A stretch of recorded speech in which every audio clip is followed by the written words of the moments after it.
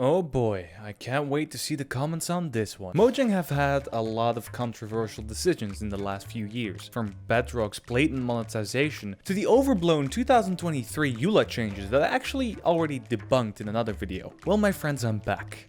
And I have my Mythbuster shoes on, so let's take a look at Mojang's most recent debacle, the 2023 account migration. So sit back, hit that little sub button, and let's take a dive yet again into the ever-evolving history of Minecraft. Before we start, I'd like to say thanks to Mosemister for his help in researching this topic. Surprisingly, trying to find information about old Minecraft has become more and more sparse. So like getting war stories from veterans before they die, I'm getting my info straight from Mos, and as always, the rest of my sources will be linked down below. With that out of the way, let's get one thing straight. Microsoft is a shit company, but it does not control Mojang's every whim. Alright, now that you lowered your pitchforks, let me actually discuss why this matters. See, ever since the buyout of Mojang by Microsoft, players have always suspected them to be puppet masters, contributing all the bad moves Mojang made as Microsoft attacking the Minecraft community. Bedrock killing Java, despite the updates still coming out for both. The EULA trying to control the narrative, even though I just made half a dozen criticisms about Minecraft and the developers, and I have yet to receive a SWAT at my door. Now let me ask you, why would Microsoft be forcing account migrations? Well, I asked you, and apparently there's no reason.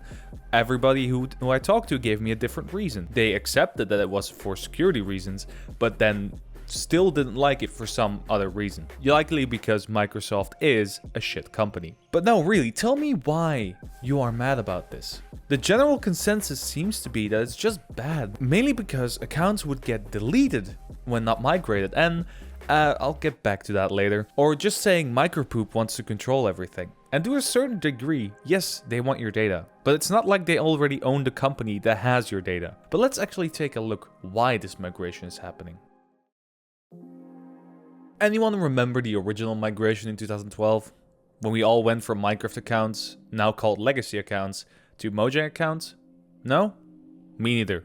But let's refresh our memories. It used to be that when you bought Minecraft, you had a separate account on Mojang. You logged into your Mojang account at account.mojang.com and used your Minecraft username and password to log into Minecraft. You also downloaded the game using a premium account and a Minecraft account, which you actually used to log into the game itself, just using your in-game name and a password. The verification system was made by one man, Notch himself. And we all know this man can make some questionable decisions. This also manifested in the database he created, which was on Amazon's database systems. The problem was that you need to remember two accounts, your Mojang and your Minecraft account, and usually these would have the same passwords because 12-year-olds don't know how security works, meaning it was actually a big security risk, as when they had access to either account, you could be locked out of playing Minecraft altogether. The original migration from legacy accounts to Mojang accounts was done to up the security, making it so that they no longer had two different databases that could get compromised if the other failed. That and the slight issue of numerous reports of people getting their accounts stolen after breaches in their databases. Whoops. I mean, that's what you get when you trust the guy who created creepers because he made a coding error. Yes, well, I mean, the creepers were mistaken. Let's look at Mojang's current state. They use Microsoft accounts to log into the launcher, and for Bedrock, that's all you need to do. However, for Java, you usually have to log into your Mojang account rather than your Microsoft one. Usually these are linked either way, so you don't really notice this, except from when using mod loaders. But this means that Bedrock and Java have two separate authentication servers. These servers actually check if you actually have the account you claim to have. So you would think these were important. So they have the reliable, trusted and well-known Microsoft auth system, and they have the one made by a sleep-deprived Swedish person. Guess which one they were going to pick. Now, am I saying that Micropoop doesn't pressure Mojang to use this method? No, I'm sure they actually want the data those servers provide in a more direct way. But Mojang would always have changed to this system. If not for security, it would be for workload. Now what do I mean by that? Well, whenever they change something on the back end, they have to change both for the Microsoft system and their old outdated one. And anyone who ever has worked with an old MySQL or Linux distro will tell you the less you need to mess around with those type of things, the better, as a simple maintenance can be a hassle. Don't forget that it literally takes one command to delete your entire database or OS, undoing all your process, assuming you even have backups in the first place. So putting it all on one system, maintained by one of the biggest tech giants in human history, is likely to put less strain on the devs themselves and free up more time to make shitty updates. Yeah, I really hope the mob vote on the 14th will be good. Oh yeah, that reminds me, I will be streaming the event here on YouTube on Sunday. So if you want to discuss some Minecraft related stuff with me on there, be sure to join. Oh yeah, where was I? Oh yeah, people were also upset that accounts would be deleted, but this is blatantly untrue.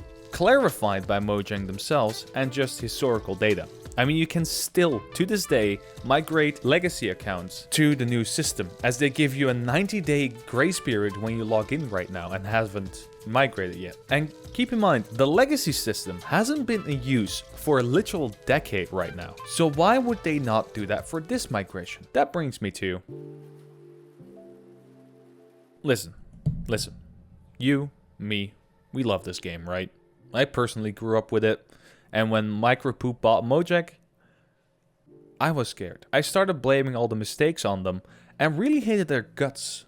But however, the more I read, the more I research, and the more I make videos, I realize it's not always Micropoop. Mojang themselves are responsible for the creative direction of the game. So the lackluster updates are their fault. They are responsible for enforcing the Minecraft IP. So the UI change is also their doing. I mean, why else would you need a legal team if Microsoft is the one behind it? Why not use Microsoft's legal team? And the migration? That's also Mojang. While undoubtedly Microsoft wanted them to switch to it for a long time, Mojang just wants a better system. They don't need to spend an entire afternoon bug fixing because it's that outdated. The question is, why is everybody so against this? Because all I see is people ripping on this migration because of some reason, mostly because of the threat of deletion, which has been proven wrong. Just look at this post. Just look at this post, right? The author is complaining that because they haven't migrated, they got this screen telling them they still have a grace period of 90 days. And I'm going to bet right now that even after those 90 days, you can still migrate your account. Just not via the simple click a button method. You will have to have your transaction ID, which is another whole story. Actually, on that note, Mojang, next time you do this, buddy, make sure that it's actually simple. Even I had difficulties migrating. You're a $1 million tech company. I don't know what you are doing over there, but it's time to lay down the Swedish grass and get off your ass. But anyway, that's it for now. I was Lunar, you were awesome, and I'll see you in the next one. I'd like to give a massive shout out to my patrons on Patreon, and a special thank you to my boulders, Joyens, Rebecca's, Nisonics, and Willocks, and of course a massive mountainous thank you to my mountains, Comet, Farron, Hans, and Millhouse for supporting my work. Halloween is just around the corner, and I've got some cool stuff planned on with my patrons during the month of October. So if you would like to be part of the crew, get full access to all the interviews I've done, and support the channel, feel free to pledge right there. Thanks again, lads.